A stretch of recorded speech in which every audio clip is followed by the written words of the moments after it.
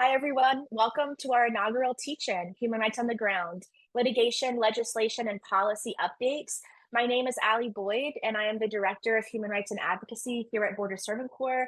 And we're thrilled to see folks who joined us on a Friday afternoon for our first ever teach-in. So we've had a great amount of interest, and we're really excited to have a conversation today. We ask that if people are able to turn on your camera. We'd love to see the community that Border Servant Corps has created. And we also want to note that we welcome any press partners who may be in the audience, but if you would like to schedule an interview or follow up on anything that we discussed today for publication, please just contact us and we can schedule that for after the presentation today. So with that, we will begin. So an overview about Border Servant Corps.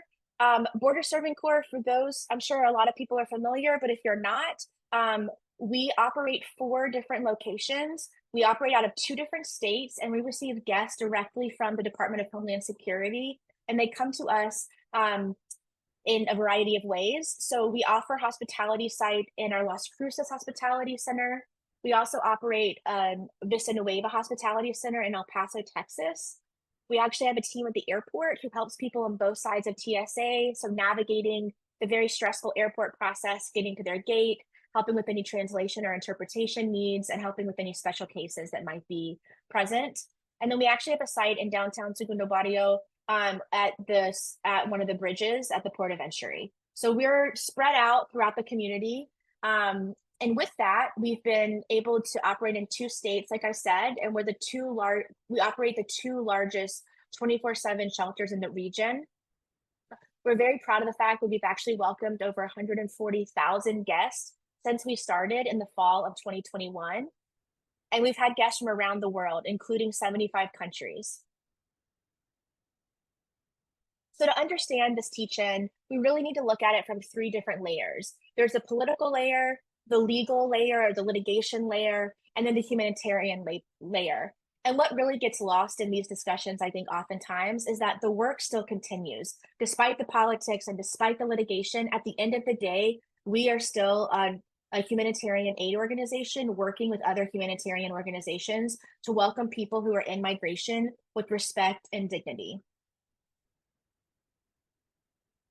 So as many of you probably know, El Paso is the epicenter of so many things, but we're really the epicenter of the legal landscape here in Texas and the legislative landscape. So we have right now ongoing litigation related to Annunciation House, which we'll cover. We are in the purview of Attorney General Ken Paxton, who is coming after humanitarian aid organizations and immigrant rights organizations. And we have SB4 from the 4th special session on the horizon. So with that, I'm going to dive a little deeper. I'm sure many of you have seen these topics and headlines, but we're going to offer some details and behind the scenes explanations to really give you a grasp of what's happening on the ground. So the first policy update to understand is President Biden's executive order, colloquially referred to as the asylum ban. This was implemented on June 4th of this year. And interestingly enough, it uses the same statutory authority that Trump used very controversially in 2018.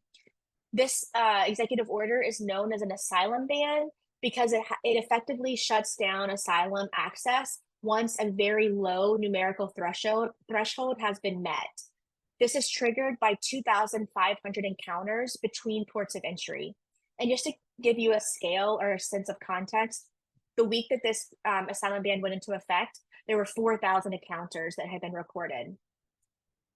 So before this executive order went into effect, people who were in migration were seeking to turn themselves into immigration authorities. They wanted to seek asylum, and under immigration and domestic law, they had to set foot on US soil and turn themselves in. They had to explain that they had a fear of returning to their home country. So guests would walk across the border, they would wait and seek out an officer, they would give their information, and then the officer would affirmatively ask them if they had a fear of returning to their home country. And if yes, that would start this very long process of seeking asylum. Now, however, when people approach an officer, they are not asked directly if they have a credible fear of returning to their home country, which is a key piece to catalyze the asylum process. They are not asked that. They have to say that. They have to offer that, which is very tricky, especially considering that many of our guests are coming from countries where they have a well-reasoned fear of law enforcement in their country, or they view authority differently. I mean, it's very, very intimidating to go up to an officer in a different country and say that you're scared to go back to your home country and that you have a credible fear of X, Y, and Z. So it's a very technical piece. It's a very legal piece, but it's a piece of the puzzle that's required to seek asylum, and is now basically closing that off. Studies are showing that only about 20% of people are able to ask for a credible fear. And so the vast majority of people who would have qualified for a credible fear interview previously are no longer qualifying for a credible fear, which means they're no longer qualifying for asylum.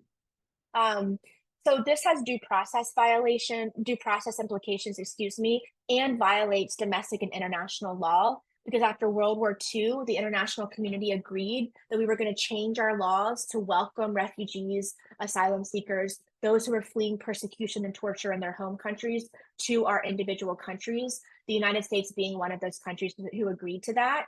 And so going back and changing how people access asylum is not only violating domestic and international law, it is violating norms that have been in place since the early 1950s.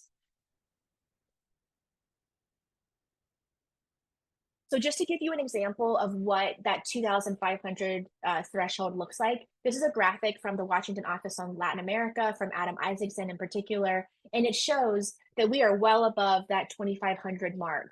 The last time we dipped below that was during COVID. So this numerical threshold is incredibly, incredibly low and very easy to hit. We've hit it every day since the asylum ban went into effect. And just to show that these types of policy changes do not work. This is essentially a Band-Aid over a bullet hole. It's a quick fix. It's shutting down the space for asylum and for those people who need it most. And without comprehensive immigration reform, we see that the numbers ebb and flow. So there might be a quick policy fix, but then we know the numbers are going to rebound. So we anticipate that the numbers are going to rebound after this latest attempt. This is not a sustainable solution and is something that is impacting Border Servant Corps directly. So you can see from this graph, this shows what June and July looked like this time last year versus this time this year when the asylum ban went into effect. So last year, our numbers were actually increasing from June and July. You can see here, we were on the upswing. But then in 2024, you can see after the asylum ban went into effect, our numbers have started to fall. So we are seeing the implications of the asylum ban. And this data really correlates with what we're seeing on the larger scale of those previous graphs. You can see the numbers were dipping. So our data really reflects national and regional data here at Border Servant Corps. So another policy update, which I'm hoping that many of you heard about, and if you haven't heard about it, I'm glad that you're here now because it's so important that folks are talking about SB4. SB4 is a part of a law that is coming out of Texas. There's actually two SB4s to make it very confusing. There's an SB4-3 or SB4 from the third legislative session and an SB4-4 or SB4 from the fourth legislative session. SB4-4 makes irregular migration from Mexico a state crime. And this is interesting because it has been the long-standing practice that the federal government has the responsibility and the authority to enforce immigration. But Texas has broken from that pattern and said, and is saying with SB4, we have the authority, we're going to go rogue, and we're going to enforce our own immigration laws. And so they have passed SB4-4. This law is described by the ACLU as one of the most extreme pieces of anti-immigration legislation that any state legislature has ever enacted. Why is that? That is because not only does it put state and federal immigration enforcement at odds, but it also invokes a fear of racial profiling, because police officers can now go up to anybody that they suspect may be here in undocumented status and ask about their immigration status. So this basically encourages racial profiling because the law enforcement is going to go up to people they suspect using very questionable methods, so largely based on the color of people's skin. Another fear is that these cases will then go before state judges who have no immigration training, and immigration is second only to tax law in its complexity. So to have not immigration judges, but regular judges adjudicate these cases or decide these cases is incredibly complicated and not the way that it should be done. So interestingly, um, before this law goes into effect, as I said before, we receive guests from the Department of Homeland Security. They've crossed the border, they've been detained, and they've all been processed at the Central Processing Center by Border Patrol. They then have temporary status and are released to us at Border Servant Corps. They then come to our shelter, provide them with clothing, provide them with food, we connect them to their sponsors, and then they buy their own tickets, their own bus tickets or plane tickets. And then our drivers at Border Servant Corps will then drive them to an airport, to a bus station to catch their flight, catch their bus, and proceed onward to reuniting with their family or community here in the United States. The problem with SB4 is once and if it goes into effect, because it's on pause right now, our drivers would be at direct risk under this law and could be picked up or detained for human smuggling. So if SB4 were to go into effect, it would drastically change the way that we operate and the risk profile of Border Servant Corps. The good news, though, is that SB4 is actually paused. It is pending before the Fifth Circuit Court of Appeals, and there have been no new updates since it went before the Fifth Circuit. So right now, SB4 is not in effect, which is really good news, like I said. Less great news is that there are some copycat laws that have been considered. So not all of these are in effect. Some are at different points in the pipeline, the legislative pipeline, but at least 9 states have considered SB4 type laws. And this includes Arizona, Idaho, Iowa, Kansas, Louisiana, Mississippi, Missouri, South Carolina, and West Virginia. So these laws are spreading and they're using Texas as a blueprint for legislation, which is very, very concerning.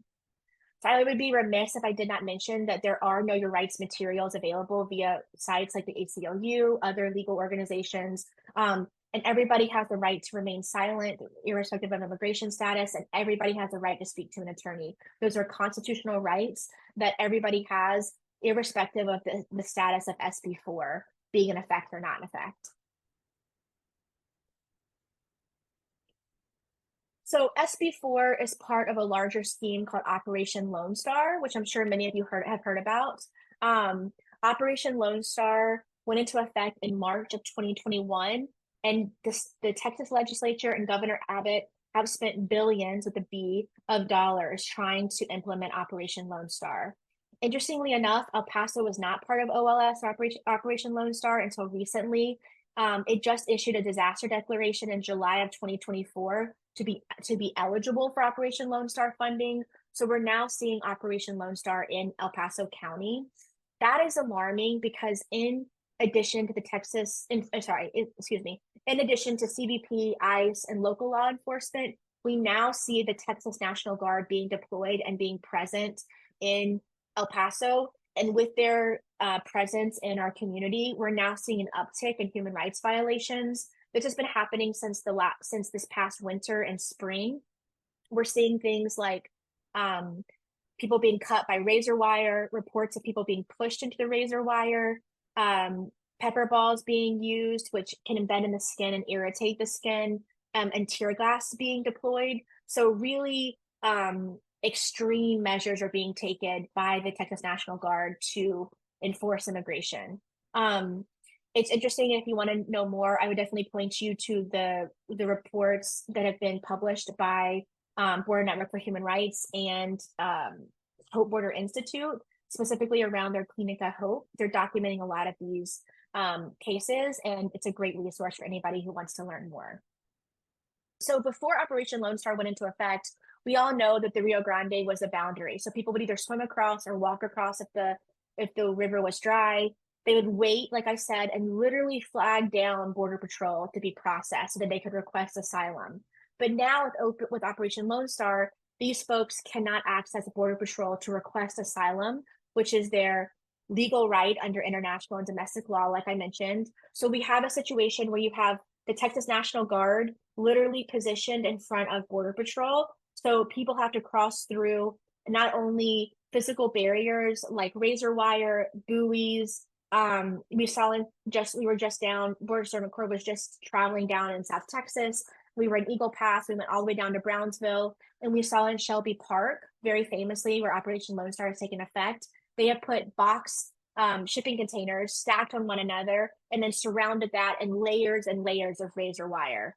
They're making it physically impossible or very, very dangerous to cross the border and to ask for asylum, to ask for their human rights to be respected. So not surprisingly, this is changing migration patterns because people have to migrate in a different way. They migrate in a very dangerous way, or they go to different locations, still trying to turn themselves into Border Patrol. So now turning to Annunciation House, I'm sure many of us are familiar with the Annunciation House litigation going on right now. And so this timeline just adds a little bit of color to the recent events. So like I mentioned, there are two SB4s.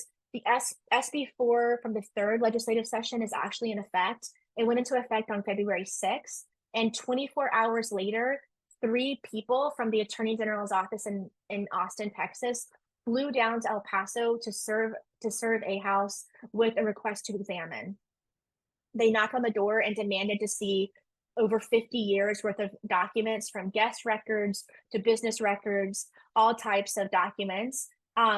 The volume was quite large, and when I'm on the board of Annunciation Houses, I might say so when Annunciation House was served with this request to examine, the general counsel or attorney with Annunciation House asked for a 30-day period to comply with such a large request, and that was denied. The Attorney General's office said that we only had 24 hours to comply. And so in response to that, the attorney for A House, Jerry Wesevich, filed a temporary restraining order, or TRO, asking that a judge become involved to decide which documents need to be turned over and which did not. So we wanted a constitutional review of this document request.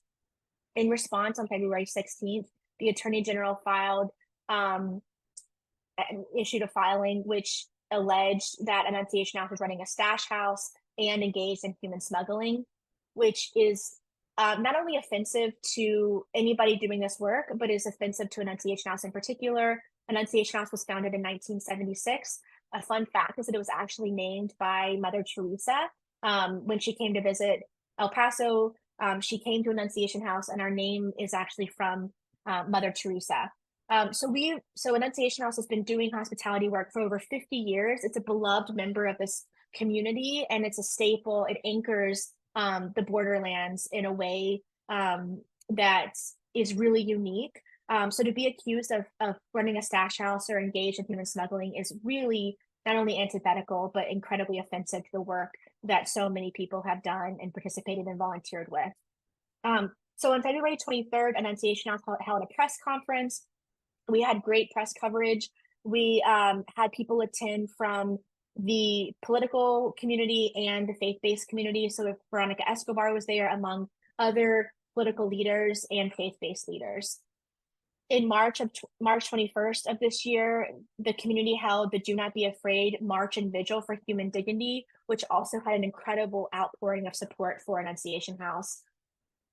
On May 8th, the Attorney General filed an application for a temporary injunction against Annunciation House, and in plain language, that basically means that the Attorney General was seeking to shut down Annunciation House and stopping them from operating. On May 24th, a motion for summary judgment was filed by Annunciation House in response to the injunction. The hearing was set for June 17th, and on June 17th, the motion for summary judgment was argued before the 205th District Court.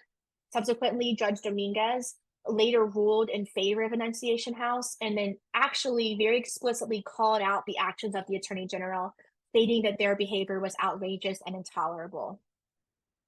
Since then, in July, the Texas Attorney General has filed a notice of accelerated direct appeal to the Texas Supreme Court. So they essentially are appealing it, and we're now waiting for the Texas Supreme Court to issue a court date or to indicate what next steps may come from that appeal. The incredible outpouring of support has been just really heartening to see. Not only has El Paso stepped up, but the support has been regional, national, and even international. Many of you might have known that the Pope actually responded, calling the lawsuit against the Annunciation House madness. We saw op-eds that people wrote in all different kinds of publications. We saw support statements from the ELCA. 150 different organizations issued a letter in support of Annunciation House, and 430 faith-based groups issued a statement in solidarity with Annunciation House. The outpouring of support and love has been immense and really incredible to see how the community is rallying around Annunciation House and basically not backing down in the face of these threats and intimidation by the Attorney General's office. Interestingly enough, this is a very calculated scheme and is not isolated, because Ken Paxton, the Attorney General of Texas, has said that all NGOs who are complicit in Joe Biden's illegal immigration catastrophe and think they are above the law should consider themselves on notice. So what we are seeing is that this is a very calculated strategy by Paxton, and it's one that is widening. It is not just limited to Annunciation House, but is in fact spreading. So we're seeing the scope of this expand to include not only humanitarian aid organizations, but also immigrant rights organizations. So of course, in February of this year, Annunciation House was targeted by the Attorney General with a request to examine. In March, the Catholic Charities of the Rio Grande Valley in McAllen, Texas, received a notice of demand for a sworn statement. This is Sister Norma's shelter in South Texas. In April, an organization called Ángeles Sin Fronteras was targeted in Mission, Texas. Then in June, we saw Team Brownsville, of course, in Brownsville, Texas, targeted. And then in July, just last month, another organization who wants to remain anonymous was targeted in Southeast Texas. So we are very much seeing the scale and scope of this ramping up by the Attorney General's office. What happens is that there are then security concerns. So when the Attorney General comes after these organizations or comes after Annunciation House, it's not just limited to a litigation. These actually have effects, like a domino effect that reverberates outside of the courtroom and has real world impact on the ground against these organizations. So when the rhetoric that is anti-immigrant continues to rise, not only with litigation, but just the general rhetoric in general with this election year heating up, we're seeing other shelters along the border being targeted. So for example, the IRC shelter in Arizona has been shot at, their building has been shot at twice. Casa Alitas in Tucson, Arizona had a Fox News TV crew gain entry to their premises. It was unauthorized, but they came in recording and filming inside the shelter. Jewish Family Services in San Diego has experienced ongoing security threats, which has included multiple trespassers, live streamers, right-wing live streamers, and drones flying overhead their premises. And then Catholic Charities was targeted by Project Veritas, a media platform that often produces right-wing conspiracy theory content, was trying to infiltrate their location, posing as an exterminator, coming to do like routine extermination services at their shelter. So the rhetoric is really important and has real world consequences. And we saw that when Paxton went after Annunciation House, he tweeted out the news, and it had over 500,000 likes. And the top commenter was from Elon Musk, who just commented, "Great!" exclamation point. So this message is being amplified outside of Texas and has real world consequences for us on the ground who are doing the work, and our guests who are trying to welcome in a dignified way. A lot of our guests are often traumatized. They're coming to us after really hard and arduous journeys. So we want to offer a safe space for them and our staff. So this type of rhetoric and attacks are absolutely not tolerated. There is a really interesting way to break the cycle, and one that we're seeing by Annunciation House. So an article was published in the organization Protect Democracy's Substack, and it talks about this idea of anticipatory obedience. When one organization is targeted, other organizations feel the pressure, feel the chilling effect from that target, and start complying out of a sense of anticipatory obedience. So they start bending to the will of the attorney general. So the question is, how do we break the cycle? So there are two cycles you can see here on the screen. One is the authoritarian cycle or strategy. So it's when autocrats use the government power to retaliate. So in this case, it would be the power of the attorney general's office in Texas. The retaliation creates a climate of fear and yields anticipatory obedience. So people start shrinking from the space. They either shut down out of fear, they change their behavior, they stop offering the services they were offering, they become less visible in the community. Institutions fail to check abuses of power, and that power is then further consolidated. So the power of the Attorney General's office will continue to grow if unchecked. However, luckily, Annunciation House is part of the right graphic, the pro-democracy strategy. So this happens when pro-democracy actors challenge abuses of power. So here you have Annunciation House continuing to litigate and respond to the attacks by Paxson's office with litigation. These organizations are backed by broad, diverse coalitions and material support. And as I just showed and demonstrated, we've had a huge outpouring of support and solidarity with the community, both in the community, regionally, and internationally. So the support has been fantastic around Annunciation House. The institutions check the abuses of power. So this would be like the 205th district court ruling from Paco Dominguez calling these actions intolerable and outrageous. And this is how autocratic power is disrupted. So it's really important to see the role that Annunciation House is playing in not only fighting for the right to operate the organization like they have for almost 50 years, but to break the cycle of authoritarian behavior that we're seeing demonstrated in Texas with the Attorney General's office. So what are we doing about it? How are we responding? So Border Servant Corps has been taking some proactive actions. I want to end on a positive note. Human rights presentations can often be a little bit of a downer. And so the good news is that Border Servant Corps is also fighting back in different ways. So we are doing ongoing training for staff around digital security practices, around Know Your Rights presentations. We're offering training and support for our coalition partners. So if anybody on the call today is interested in a Know Your Rights presentation or digital security presentation, we have best practices that we've learned along the way. We would love to share those with our partners, with our community. We're able to convene shelter operators. We just finished up a trip where we traveled from El Paso, Texas down to South Texas, and we visited our partners all along the way from Del Rio and Laredo down to Brownsville, and we actually went up to San Antonio for a visit. So we visited 6 different shelters and are able to convene our shelters in a very quick and rapid response way to respond to any developments or to host a training, whatever it might be. We're able to convene folks into one online shared space. We are documenting human rights abuses. So like I mentioned with the Texas National Guard, we are launching our documentation tool, which will screen during our intake process for any abuses that might be occurring so that we can interrupt the cycle of impunity and share that information with our partners who are able to litigate or advocate on abuses we may be seeing. And we continue to monitor the situation at the border. We remain vigilant so that authoritarian behavior cannot grow or expand more than it already has at the borderlands and in our communities. So if you're interested in getting involved, there's a couple of different ways, of course. First and foremost, we ask that you share accurate information. And by being here today, you have the ability to do that now. We're happy to share any materials that we might have covered today. There are links in the chat that you can see with this information, with these articles. So please reach out. We don't want to let misinformation stand or spread. You can also connect with Border Servant Corps. You can volunteer with us. You can advocate with us. So we offer opportunities for direct service to affecting systemic change.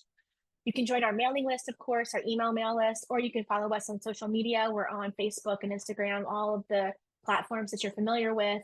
And then you can donate. Of course, we always welcome donations to help fuel this critical humanitarian aid work so that we continue to do the work in the borderlands community. And at the end of the day, so we can continue to welcome those in migration with dignity and respect.